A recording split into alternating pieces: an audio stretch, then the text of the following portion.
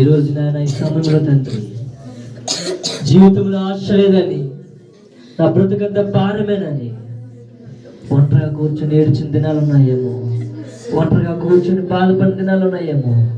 నా బ్రతికేంటి, నా జీవితం ఏంటి, నా సమస్యలు బట్టి ఎవరు నన్ను బయట తీసుకొస్తారు, నాకున్న ఆర్థిక సమస్యను బట్టి లేక నాకు అనారోగ్యాన్ని బట్టి ఎవరినైనా నన్ను నడిపిస్తారు, తీసుకువెళ్తారని భయపడుతున్నారేమో, బాధల్లో ఉన్నారేమో.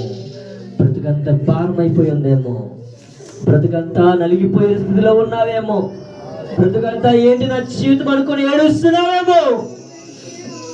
ఈరోజు దేవుడికి తోడుగా ఉంటా ఉన్నాడు, దేవుడు నేడుగా ఉన్నాడు. బిడ్డ అనుకోవచ్చు, నాకు ఎవరు లేరయ్యా, నా జీవితం అంతా నేను మూడు బారిపోయిందయ్యా, నా జీవితం అంతా నేను చిగురింపలేదు.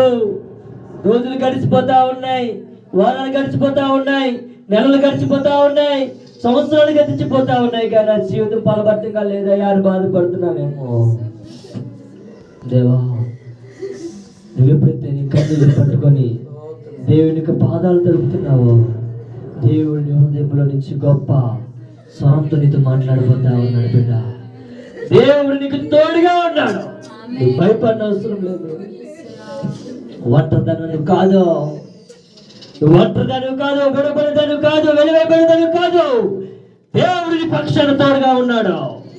మనుషుల చేత విడవబడిపోయిన దానిని దేవుడు ఎన్నుకుంటాడు, మనుషుల చేత తృణీకరించబడిన వారిని దేవుడు పట్టుకుంటాడు, మనుషుల చేత వెలివేయబడిన వారిని దేవుడు ఎన్నుకొని నడిపిస్తాడు. బిడ్డ, ఈరోజు మనుషుల చేత వెలివేయబడ్డావేమో, మనుషుల చేత తృణీకరించబడుతున్నావేమో, మనుషుల చేత నీ జీవితం పాడైపోతుందేమో, మనుషుల చేత నీ యొక్క జీవితం ముగిసిపోగెళ్తా ఉందేమో.